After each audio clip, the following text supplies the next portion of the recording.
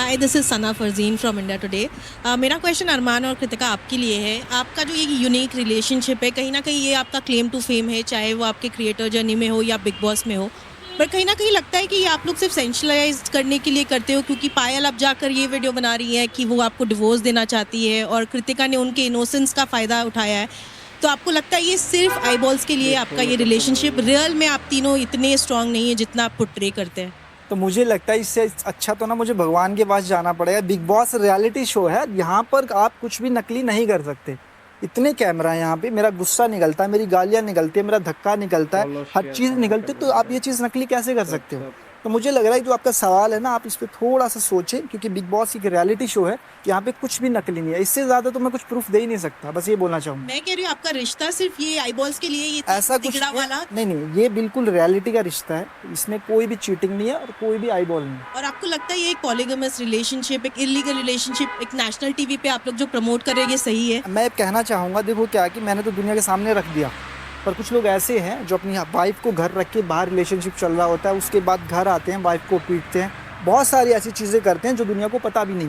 पर फिर मैं हिम्मत थी, मैं सामने लेके आया हूँ और उस चीज़ को मेरी वाइफ ये भी एक्सेप्ट करती है, पायल भी करती है। उसके बाद दुनिया क्या सोचे मुझे फ़र्क नहीं पड़ता। हेलो, मेरा नाम पूजा नवाते है। मैं फिल्मी ज्ञान से हूँ। मेरा सवाल अरमान और कृतिका के लिए है। जी। आपने हर बार अपनी चीटिंग को जस्टिफाई काफ़ी अच्छे से किया है। 7 दिन में आपको प्यार भी हो गया।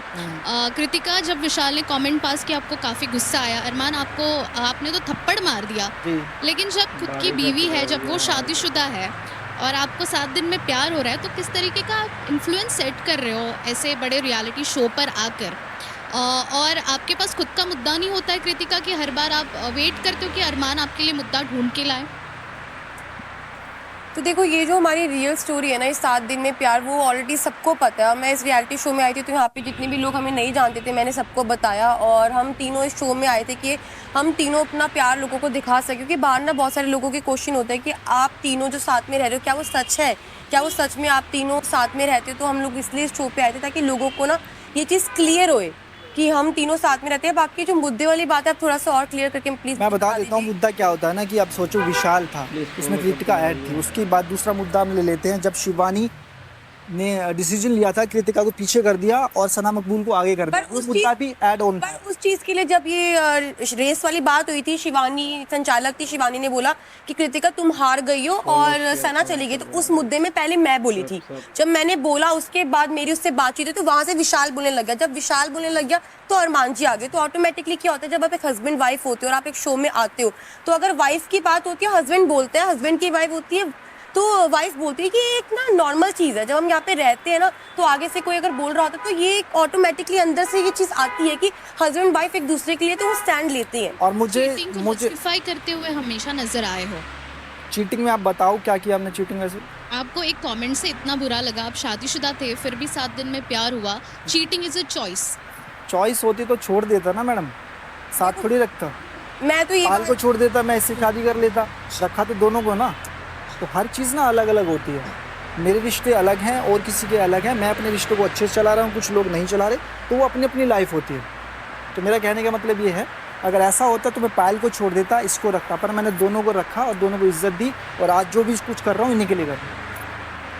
मैं सरिता फीफा फूस से। हालांकि मेरा सवाल साई केतन से है, लेकिन क्लोजिंग कमेंट, अरमान, आप लोगों को नैतिकता का पाठ पढ़ाते हैं। आपने कहा कि हम जिस थाली में खाते हैं उसमें छेद नहीं करते, फलाना ढिमाका। विशाल को आपने बहुत कुछ कहा, मगर नैतिकता का पाठ आप ना ही पढ़ाएं तो बेहतर है। एक बीवी के रहते हुए आप उस बीवी की बहन जैसे दोस्त को उसने बुलाया, आपने उससे शादी कर ली, आप जवाब दे चुके हैं। पर सिर्फ ये शब्द मैं आपको बताना चाहती थी, आप कितने भी मीठे शब्द बोल दें, ये गलत है कि आपने एक बीवी के रहते हुए दूसरी लड़की से शादी करके आप जस्टिफाई करते हैं उसको, बार बार जस्टिफाई करते हैं कि सही है, मैंने रखा, मैंने ये नहीं किया, ये गलत है। आप इसका जवाब दे चुके हैं, सिर्फ ये शब्द मैं आपसे कहना चाहती थी। जी नमस्कार, मैं रेखा खान हूँ, नवभारत टाइम से। मेरा सवाल कृतिका से है और अरमान से है।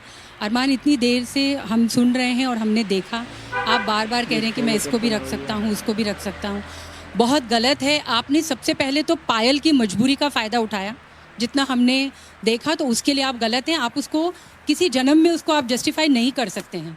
और कृतिका, हमने एक कहावत सुनी है ना कि डायन भी 7 घर छोड़ करके वार करती है। तो आपने तो मतलब अपने जो फ्रेंड है आपने पूरा किस्सा बयान किया कि कैसे मतलब आप कैसे करीब आई, 7 दिन में कैसे हुआ, आपने कैसे उनसे नंबर मांगा।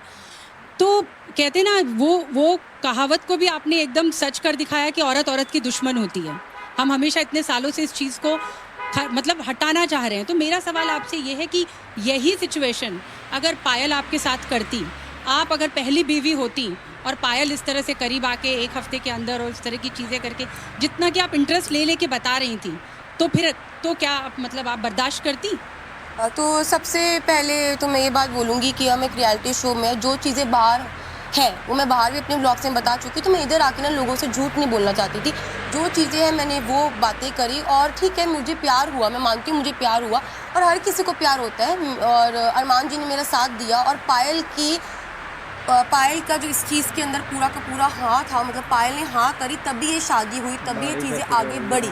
तो भाई ये जो चीज़ें ये हमारी पर्सनल है, हम तीनों की अंडरस्टैंडिंग है। और जो आप बोल रहे हो ना कि डायन ये सब, तो भाई ठीक है, ये मानती हूँ ये चीज़ें होती है, बल्कि मैं यही बात बोलूँगी कि सबसे इंपॉर्टेंट होती है अंडरस्टैंडिंग, जो कि हमारी है। और चीज़ें बहुत ज़्यादा ख़राब हो चुकी थी, मैंने सुसाइड करी, मैंने अपनी चीज़ें ख़राब की, मैंने मरने की कोशिश करी। एक ऐसा टाइम आ गया था कि हम तीनों अलग हो चुकी थी, मैंने रिश्ता ख़त्म करने की कोशिश करी। मैंने ये टाइम भी देखा कि मैं इनकी लाइफ से अलग हो जाऊँ, पायल हमारी लाइफ से अलग हो जाए, हम तीनों अलग हो चुके थे। अलग होने के बाद मुझे फिर एंड में चीज़ें समझ आई कि हाँ मैं नहीं रह सकती ना इनके बिना। आप अभी भी मेरे सवाल का जवाब नहीं दे रही है। मैं कह रही हूँ कि अगर आपके साथ पायल ऐसा करती तो आप बर्दाश्त करती? बस मेरा सवाल इतना है, बाकी आपकी पूरी कहानी तो पूरी दुनिया जानती है। तो देखो चीज़ें जब होती तब की तब मैं देखती, बाकी जो पायल ने किया वो बहुत, मुझे पता है पायल ने सही किया है, और मैं अगर पायल की जगह होती तो मैं भी यही करती। Thank you. अरमान जी, आप मेरे में ज़रूर बोलना। वैसे तो कॉन्ग्रेचुलेशंस आप सभी को, आप आ गए हो फिनाले वीक में। मैं आप दोनों को कहना चाहूँगा, चिट भी मेरा पट भी मेरा, ये कैसा गेम हो रहा है? 7 दिनों के भीतर आपकी बहन सी दोस्त का पति आपको शादी के लिए प्रपोज करता है, तब आप इनसिक्योर नहीं होती हैं, और एक लड़का आपको सुंदर बुलाता है तो आप अनसेफ फील करने लगती हैं, और आप इस कमेंट पर जाकर थप्पड़ मार देते हो, और आप खुद सना सुल्तान को हाइट शेम करते हो, बॉडी शेम करते हो, फेस शेम करते हो। उसने भी एक सिंगम शॉट बजा दिया होता तो क्या करते आप? शायद आपने मैं बता देता हूँ, शायद आपने ध्यान से नहीं सुना था। वो बॉडी शेमिंग नहीं थी। पहले नंबर तो जब वो यहाँ पे कर रही थी उसको डिस्टर्ब करना था, ठीक है, शीशो वाला। उसमें मैंने बोला अगर तू हिल उतार दोगी तो ये बोलेंगे बच्चा किसका है। सर इसे ही बॉडी शेमिंग कहते हैं सर। चलो आपको लगता होगा, उस टाइम उसको डिस्टर्ब, आपको कितने जन को लगता है? सबको वही लगता है, वही बॉडी। चलो सबको लगता है, चलो सबको लगता है, ठीक है। और यहाँ पे वो उससे पहले वो मुझे डिस्टर्ब कर रही थी, ठीक है, मैं उसको डिस्टर्ब कर रहा था, और उसके बाद मैंने बोला अगर तू मेकअप उतार देती होगी तो क्या घर वाले पहचान जाते तुझे, ये बोला था। शेमिंग में आता है सर मुझे, चलो उसके लिए मैं माफ़ी चाहता हूँ। मैंने ये बात उसको भी बोली थी, अंदर भी बोली थी। हाँ, लेकिन आपने सुल्तान से उस वक्त माफ़ी नहीं मांगी। नहीं, अंदर जब मेरे सामने आई थी और बात, अगर वो थप्पड़ मार देती तो क्या जस्टिफाई होता ही है? कर लेते सर। और कृतिका जी आप बताइए, आप अनसेफ फील हो गई थी एक सुंदर कह देने से? सर वो सर एक सेकेंड से बात क्या हुई थी, जब पायल शो पे आई थी, सेकंड वीकेंड का वार था, जब अनिल सर ने बुलाया था, तो जिस तरह से वो वाक्य मेरे सामने आया कि विशाल ने जो भी मेरे बारे में बोला ना, वो बहुत ही वियर्ड चीज़ थी, ठीक है। वो अचानक से वो जो चीज़ आई कि मेरे बारे में वो लवकेश को बोल रहा, लवकेश ने जब एक्सेप्ट किया, क्योंकि लवकेश था वो सुनने वाला, जो इंसान सुनने वाला है वही बता सकता है कि उसके साथ वाला सही है या गलत है। तो जब लवकेश ने बताया कि विशाल गलत था, तो मेरे दिमाग में विशाल के लिए जो पिक्चर थी कि मेरे यहाँ पे सब दोस्त है, सब फ्रेंड है, सब भाई है, वो एक चीज़ चेंज हो गई थी। तो बस वो चीज़ के बाद मेरे दिमाग में यही था कि मेरे जब तक इस शो में विशाल है मैं उससे बात नहीं करूँगी।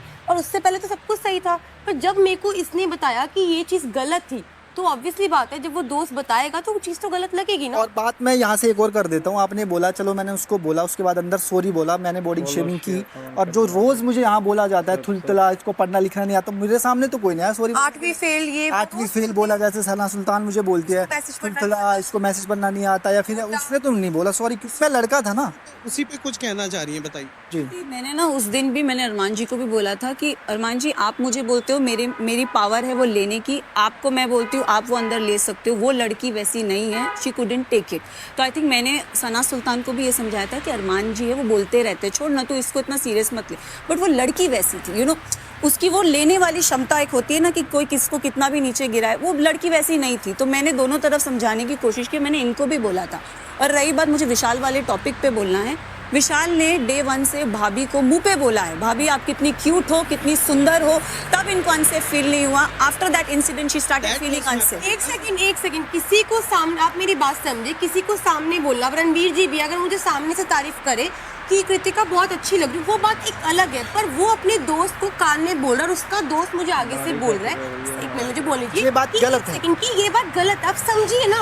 और उसके बाद वो गिल्टी मानता है, और जब ये बात पायल मुंह पे बोलती है तो वो कहता है ओ यार शिट, मेरा भेद खुल गया। उसने ये भी बोला मुझे, आई एम रियली सॉरी भी बोला, आप समझिए।